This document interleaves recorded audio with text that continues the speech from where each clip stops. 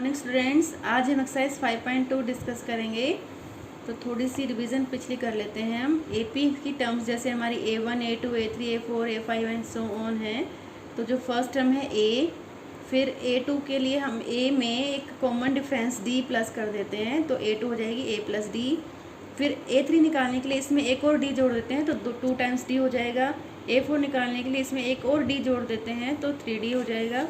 A5 निकालने के लिए इसमें एक और D जोड़ देंगे तो 4D हो जाएगा। तो ऐसी टर्म्स चलती जाएंगी, ठीक है। तो हर कॉमन डिफरेंस हर बार हमें एक सेम फिक्स नंबर प्लस करना है जो D है, जिसको हम क्या बोलते हैं, कॉमन डिफरेंस। तो फर्स्ट टर्म हमारी A है, सेकंड टर्म हमारी A प्लस D है, थर्ड टर्म हमारी A प्लस 2D है, फोर्थ टर्म हमारी A प्लस 3D है, फाइव टर्म प्लस हमारी A प्लस 5D है, ठीक है।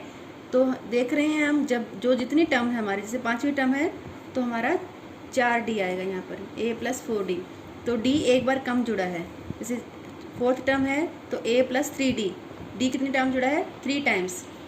थर्ड टर्म है तो A प्लस 2D है, तो फर्स्ट टर्म में D कितनी टाइम्स जुड़ा है, 2 टाइम्स, ठीक है। क्योंकि पहली बार हम D नहीं जोड़ रहे, पहली बार तो हमारा सिर्फ A है। D जोड़ना हमने कहाँ से स्टार्ट किया है, सेकेंड टर्म से, तो एक बार कम D हमारा जुड़ेगा, ठीक है। तो ऐसे ही हम इसका जनरल फार्मूला बनाएं, तो जैसे AN का फार्मूला बनाएं तो A में एक कम, इससे एक कम N से एक कम मतलब N-1 टाइम्स D जुड़ जाएगा, ठीक है। तो ये फार्मूला आपको लर्न करना है। AN का फार्मूला टर्म्स, जो AN टर्म्स होती हैं, क्या फार्मूला बनेगा, A प्लस N-1D, ठीक है। तो कोई भी टर्म निकालनी हो हमें, तो हमें हर बार D बार बार नहीं जोड़ना पड़ेगा, ठीक है। मान लो हमें A10 निकालना है, तो A10 तक हमें बार बार प्लस करके 10 तक नहीं पहुंचना है, ठीक है। कि पहले टर्म में जोड़ेंगे, फिर दूसरी में जोड़ेंगे, तीसरी में जोड़ेंगे तो चौथी आएगी, चौथी में जोड़ेंगे तो पाँचवीं आएगी, पाँचवीं जोड़ेंगे तो छठी आएगी। तो ऐसे हम 10वीं तक पहुंचेंगे तो काफ़ी टाइम लग जाएगा। तो हमें डायरेक्ट फार्मूला लगाना है A10 का फार्मूला क्या बन जाएगा, A प्लस 10 से एक कम, 10 से एक कम मतलब 9D, ठीक है। तो हम डायरेक्ट निकाल सकते हैं। हमें फर्स्ट टर्म पता है और हमें कॉमन डिफरेंस पता है, तो हमारी 10वीं टर्म जो है डायरेक्ट निकल आएगी, ठीक है। हमें एक एक करके नहीं जोड़ना पड़ेगा। तो ये फार्मूला आपको याद करना है, जनरल फार्मूला। N की कोई भी वैल्यू हमसे पूछ सकते हैं कि 18वीं टर्म्स निकालो ना, 50th टर्म निकालो, तो हम डायरेक्ट इस फार्मूले से निकालेंगे, ठीक है।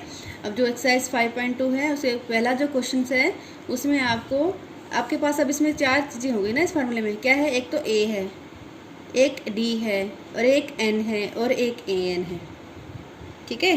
4 चीज़ें हैं ना, क्या क्या है, AN है, A है, N है और D है, ये 4 चीज़ें हैं। तो जो फर्स्ट क्वेश्चन है उसमें आपको चारों में से एक कहीं पर भी फिल इन द ब्लैंक्स दिया हुआ है, तो वो आपको निकालना है, ठीक है। मतलब चारों चीज़ों में से 3 चीज़ें आपको दी हुई हैं और फोर्थ जो रह गया है वो आपको निकालना है, क्लियर। तो क्या करेंगे, इस फार्मूले में हमें जो चीज़ें गिवन है उनको रिप्लेस कर देंगे, और जो नहीं दिया हुआ है वो अपने आप ऑटोमेटिकली सोल्व करने से आ जाएगा हमारे पास। तो जो फर्स्ट क्वेश्चन है उसमें हमें दिया हुआ है A = 7, D = 3, N = 8, और AN निकालना है हमें, ठीक है। तो फर्स्ट टर्म क्या है, 7 है, और हर बार हम कॉमन डिफरेंस क्या प्लस कर रहे हैं, 3 प्लस कर रहे हैं। और टर्म कौन सी हम डिस्कस कर रहे हैं, 8वीं टर्म, ठीक है। तो हमें क्या निकालना है, 8वीं टर्म निकालनी है। तो इस फार्मूले में हम सारी वैल्यू रख देंगे। AN तो हमें निकालना है, N की जगह पे क्या आ जाएगा, 8 मतलब 8th टर्म निकालनी है। A की वैल्यू क्या है, 7, N कितना दिया हुआ है, 8, 8 - 1, और D कितना दिया हुआ है, 3 × 3 हो जाएगा, ठीक है। तो 7 + 8 - 1 कितना हो गया, 7 × 3, ठीक है। तो 7 × 3 कितना होता है, 21, 21 + 7 कितना होता है, 28। तो इसको करना है बोर्ड मास के तरीके से ही, BODMAS। तो पहले तो ब्रैकेट सोल्व करनी है, ब्रैकेट सोल्व करके कितना आ जाएगा, 7। फिर क्या करना है, ब्रैकेट सोल्व हो गई, फिर क्या करना है, डिवाइड इसमें है नहीं, फिर क्या करना है, मल्टीप्लाई। तो पहले मल्टीप्लाई होगा, 7 × 3 21, ठीक है, और फिर प्लस होगा, एडिशन उसके बाद होगा। तो 21 + 7 28। तो 8वीं टर्म्स जो है वो क्या आ गई, 28, ठीक है। जैसे 7 से स्टार्ट किया हमने, AP हमारी 7 से स्टार्ट होगी, फिर 3 प्लस कर देंगे, 7 + 3 कितना हो गया, 10, नेक्स्ट टर्म 10 हो गई, 10 + 3 कितना हो जाएगा, 13, 13 + 3 कितना हो जाएगा, 16, 16 + 3 कितना हो जाएगा, 19, ठीक है। 19 + 3 कितना हो जाएगा, 22, 22 प्लस 3 कितना हो जाएगा 25, 25 प्लस 3 कितना हो जाएगा 28।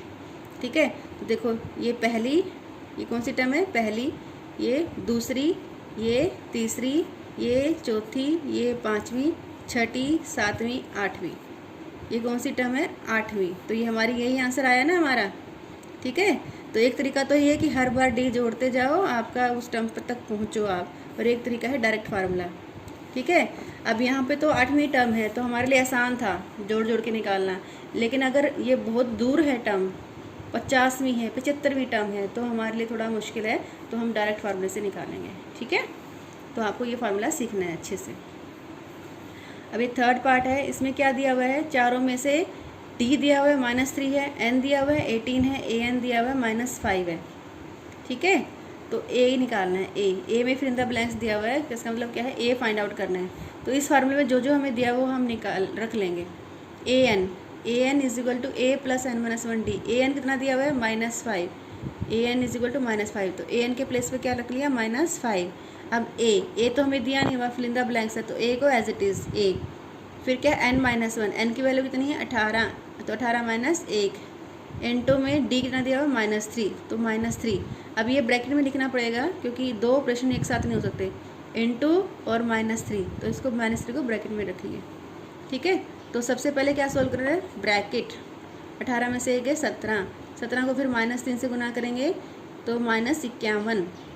ठीक है, तो हमारे पास इधर लेफ्ट में क्या है, -5 इज इक्वल टू ए -51 आ गया, तो -51 को उधर ले जाएंगे, +51 हो जाएगा।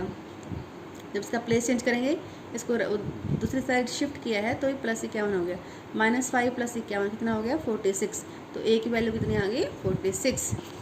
ठीक है, तो देखो यहाँ पर हम 46 से स्टार्ट करेंगे, ए पी हमारी क्या बनेगी, 46 से स्टार्ट करेंगे और 3 माइनस करते जाएंगे, डी -3 है तो ये कितना आ गया 43, फिर करेंगे 40, ऐसे डिक्रीज़ होती जाएगी 18वीं टर्म तक। 18वीं टर्म क्या बन जाएगी -5, तो ये थोड़ा काफ़ी लंबा पड़ेगा, 3 माइनस करते जाओ, 18th टर्म -5 आएगी आपके पास, 18 बार करना पड़ेगा। फोर्थ देखो, फोर्थ में क्या है, ए दिया हुआ है आपको -18.9, डी दिया हुआ है आपको 2.5, एन नहीं दिया हुआ है, एन में dash fill in the blanks वो आपको निकालना है, ए एन दिया हुआ 3.6। ठीक है, तो वही सेम फार्मूले में हम रख देंगे। फर्स्ट टर्म कहाँ से स्टार्ट हो रही है, ए पी -18.9 से, और हर बार हम क्या ऐड कर रहे हैं 2.5 ऐड कर रहे हैं। ठीक है, तो हमें बताना है कि कौन सी टर्म में जाकर हम 3.6 पर पहुँच जाएंगे। ठीक, तो 3.6 किसकी जगह पर रखेंगे, ए एन की जगह पे, 3.6 हो गया, ए की जगह पे क्या रखेंगे -18.9, ए की वैल्यू है -18.9 रख दिया, और एन हमें नहीं पता तो n-1 एज इट इज़ रह गया हमारा। ठीक है, जो चीज़ हमें नहीं पता वो एज इट इज़ रह जाएगी n-1, और डी की वैल्यू क्या है 2.5। ठीक है, तो अब क्या करना है, इसको सोल्व करना है, तो सबसे पहले हमें प्लस माइनस की टर्म हटानी होती है, सबसे पहले हमारा ये हटेगा। ठीक है, तो ये उधर जाके क्या बन जाएगा प्लस, तो 3.6 + 18.9 इज इक्वल टू, फिर ये बच जाएगा, ये तो उधर आ गया, फिर बचेगा क्या n-1 × 2.5।